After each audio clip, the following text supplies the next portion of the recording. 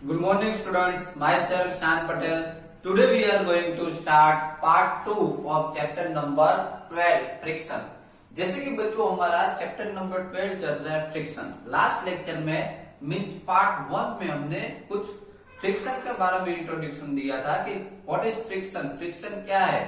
Friction के बारे में हमने समझा था कि कोई भी ऑब्जेक्ट हो अगर वो मोशन में है, अगर वो मूव हो रहा है, अगर उसकी स्पीड स्लो डाउन होती है और वो स्टॉप हो जाता है तो वो किसकी वजह से होता है, तो वो फ्रिक्शन की वजह से होता है।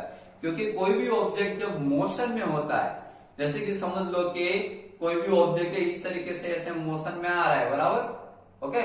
और अगर वो जो ऑब्जेक्ट जो है वो कोई सरफेस के साथ, अगर उसको कोई सरफेस का साथ फ्रिक्शन लगता है तो उसकी स्पीड क्या हो जाती है, स्लो डाउन हो जाती है फ्रिक्शन की वजह से। जैसे कि हमने एक बॉल का एग्जांपल दिया था मैंने आपको कि बॉल जो है, बॉल जो ग्राउंड के ऊपर, जब हम बॉल को थ्रो करते हैं ग्राउंड के ऊपर तब उसकी स्पीड ज्यादा होती है, लेकिन जैसे जैसे बॉल ग्राउंड के ऊपर आगे बढ़ता है ग्राउंड पे, वैसे वैसे उसकी स्पीड जो है वो स्लो होती जाती है। और एक टाइम ऐसा आता है जब बॉल क्या हो जाता है, स्टॉप हो जाता है। तो ये किसकी वजह से हुआ, बॉल की सरफेस और ग्राउंड की सरफेस के बीच में फ्रिक्शन लगा। समझ में आ रहा है, बॉल जो है वो इस डायरेक्शन में मूव हो रहा था, समझ लीजिए बॉल इस डायरेक्शन में मूव हो रहा था, मोशन में था, और ग्राउंड जो ग्राउंड के साथ वो फ्रिक्शन में आया। समझ में आ रहा है, जिसकी वजह से उसकी स्पीड क्या हुई, स्लो डाउन हुई। तो इससे आपको पता चला लास्ट लेक्चर में कि फ्रिक्शन जो है वो कोई भी ऑब्जेक्ट की जो मोशन होती है उसके ऑपोजिट डायरेक्शन में लगता है, जिसकी वजह से कोई भी ऑब्जेक्ट की स्पीड स्लो हो जाती है और एक टाइम ऐसा आ जाती है तब वो स्टॉप हो जाता है। Clear, okay. नाउ बच्चों आज के लेक्चर में हम कुछ फैक्टर्स के बारे में समझेंगे जो फ्रिक्शन पे इफेक्ट करते हैं। Factors affecting friction, okay. See here, make an inclined plane on a smooth floor or on a table। बच्चों यहाँ पे ऐसा बताया गया है, एक स्मूथ फ्लोर के ऊपर या तो टेबल के ऊपर एक इंक्लाइन प्लेन बनाना। इंक्लाइन प्लेन मींस ऐसा स्लोप, ओके। इसको इंक्लाइन प्लेन बोलते हैं। स्लोप बना है यहाँ पे इस तरीके से, ओके। कहाँ पे बनाना है आपको, टेबल होना चाहिए, लेकिन कैसा, स्मूथ फ्लोर होना चाहिए या तो स्मूथ टेबल होना चाहिए, स्मूथ सरफेस होनी चाहिए। You may use a wooden board supported by bricks or books। यहाँ पे ऐसे प्लेन बनाने के लिए आप इंक्लाइन प्लेन बनाने के लिए आप वुडन बोर्ड का यूज कर सकते हो, ब्रिक्स और या फिर बुक्स इसका यूज कर सकते हो, okay. Then put a mark with a pen at any point A और द इंक्लाइन प्लेन। यहाँ पे ऐसा बताया गया है कि इंक्लाइन प्लेन पे put a mark with a pen, pen से कोई भी प्लेस में मार्क कर दीजिए पॉइंट ए। क्या करना है, पॉइंट ए। देखिए यहाँ पे मैंने पॉइंट ए किया हुआ है, okay okay. Then now let a pencil cell move down from this point.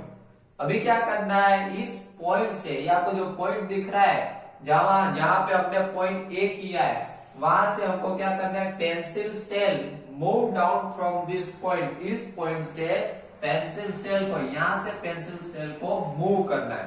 समझ में आ रहा है, यहां से पॉइंट ए से। तो अब यहां से पॉइंट ए से जब पेंसिल सेल को मूव करेंगे तो इंक्लाइन प्लेन की वजह से वो पेंसिल सेल जो है वो नीचे की ओर मूव होगा। समझ में आ रहा है, ऐसे जाएगा।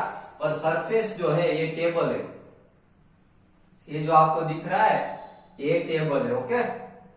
देखिए यहाँ पे ये टेबल की सरफेस है।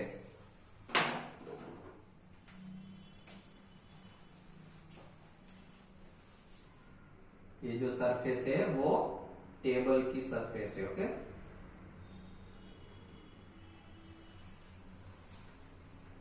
ये जो सरफेस दिख रही है आपको नीचे की जो लाइन जो है वो टेबल की सरफेस है। ये सरफेस पे वो मूव होगा यहां से टेबल सरफेस पे। Clear, okay. नाउ अभी देखिए यहाँ पे जब ये सेल जो है जब यहाँ से मूव होगा तब ये स्मूथ सरफेस है टेबल की उसके ऊपर आगे बढ़ेगा। समझ में आ रहा है?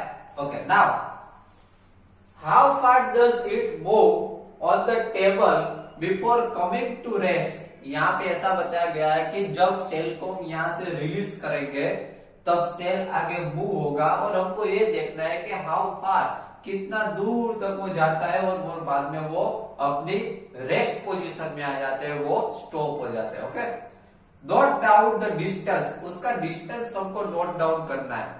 यहां से पॉइंट ए से हमने मूव किया तब उसका डिस्टेंस सबको नोट डाउन करना है कि वो सेल जो है हमने रिलीज किया बाद में कितने डिस्टेंस तक वो स्टॉप हुआ। यहाँ पे एक सेल दिखाया गया है, दिख रहा है आपको? यहाँ से हमने रिलीज किया तो ये सेल यहाँ आके स्टॉप हुआ क्योंकि स्मूथ सरफेस है, स्मूथ सरफेस पे वो इजीली आगे बढ़ेगा। ओके, इसलिए सेल यहाँ पे आके वो स्टॉप हुआ है। तो हमें उसका डिस्टेंस यहाँ पे उसका डिस्टेंस नोट डाउन करना है आपको। यहाँ से इस पॉइंट से लेके यहाँ तक का डिस्टेंस आपको अपनी नोटबुक में नोट डाउन कर लेना है। ओके, उसके बाद फिर से मैं आपको समझा दूं कि सबसे पहले इस एक्टिविटी में हमको क्या करना है, एक इंक्लाइन प्लेन बनाना है। समझ में आ रहा है?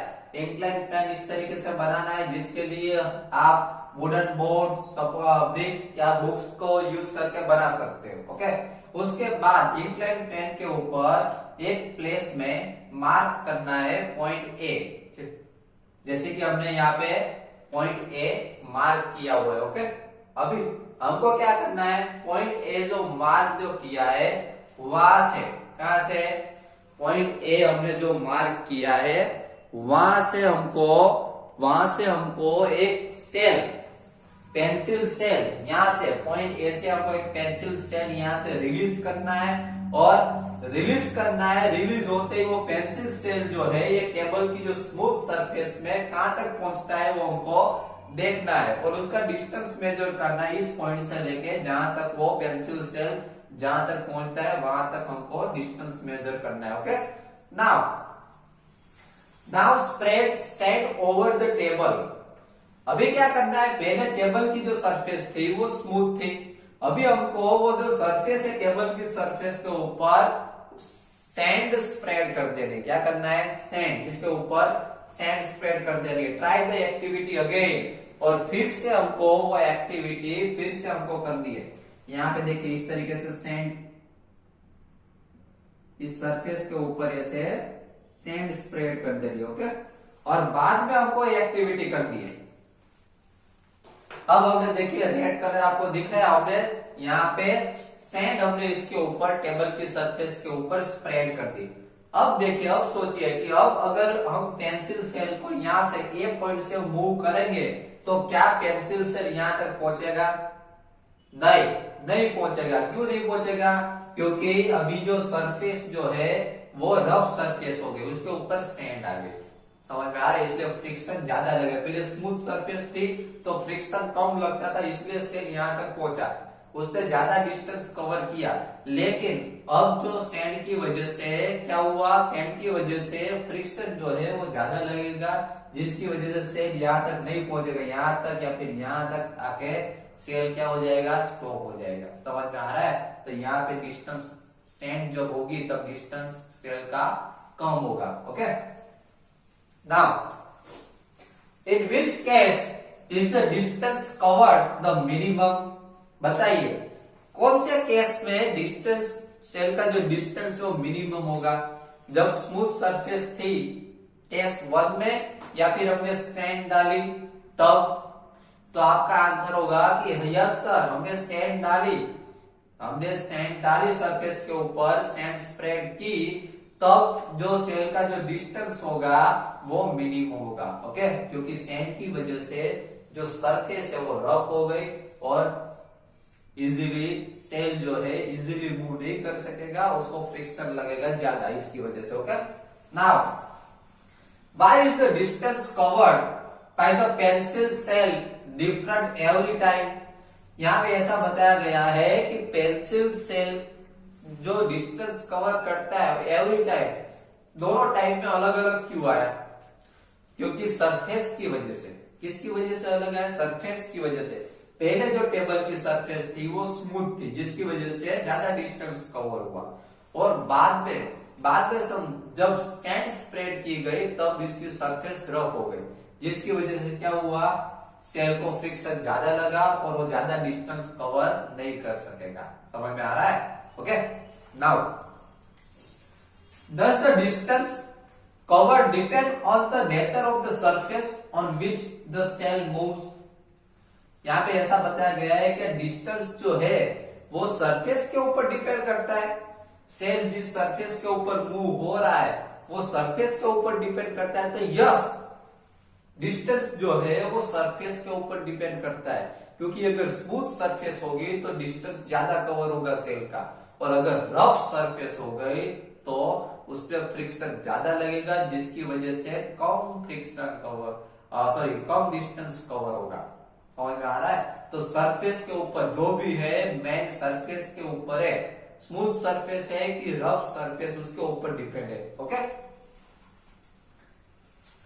Friction is less on the smooth surface. देखिए आया, अगर स्मूथ सरफेस होगी तो फ्रिक्शन कम लगेगा, अगर स्मूथ सरफेस होगी तो फ्रिक्शन कम लगेगा।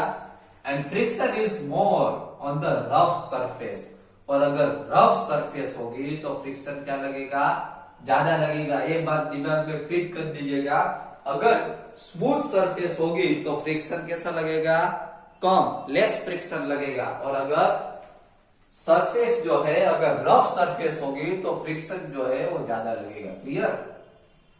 Now friction is caused by the इररेगुलरिटीज on the two surfaces in contact. देखिए यहाँ पे ऐसा बताया गया है, फ्रिक्शन किसकी वजह से क्रिएट होता है, दो सरफेस के बीच में अगर इररेगुलरिटीज हो, दो सरफेस के बीच में अगर इररेगुलरिटीज हो, उसकी वजह से फ्रिक्शन जो है वो क्रिएट होता है। सरफेस इन कांटेक्ट, ओके, दो सरफेस जहां पे कांटेक्ट में आ रहे हैं, उन दोनों के बीच में अगर इररेगुलरिटीज हो तो फ्रिक्शन क्रिएट होता है। समझ में आ रहा है? अगर एक सरफेस स्मूथ है, एक सरफेस रफ है, तो ज्यादा फ्रिक्शन क्रिएट होता है। Even though surfaces which appears very smooth have a large number of minutes irregularities on them। यहाँ पे ऐसा बताया गया, अगर कोई सरफेस हो वेरी स्मूथ, अगर कोई सरफेस आपको स्मूथ दिख रही है तो उसके ऊपर भी क्या हो सकता है, लार्ज नंबर ऑफ इरेगुलरिटीज हो सकती है।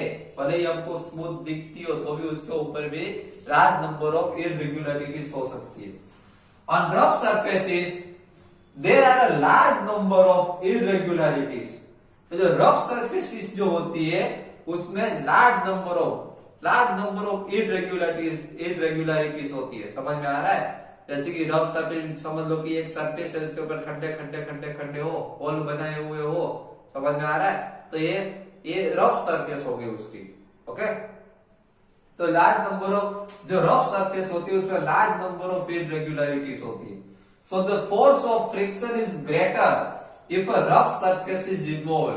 देखिए आया, अगर रफ सरफेस होगी तो फ्रिक्शन जो फोर्स होगा वो ज्यादा लगेगा, ग्रेटर।